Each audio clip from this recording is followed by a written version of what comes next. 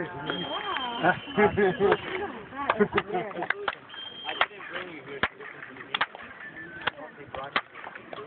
wonder how they ever figured that out. I don't know. Nobody ever mentioned it, but they also deserve the credit. Really, wonders. They use this to communicate anything? How far does that travel?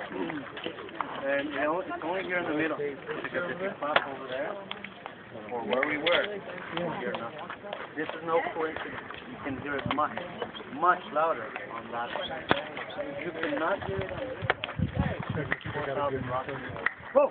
Nobody knows how they did it. To get this information on how they did this, I think you need a Mayan and a Toltec to put them together.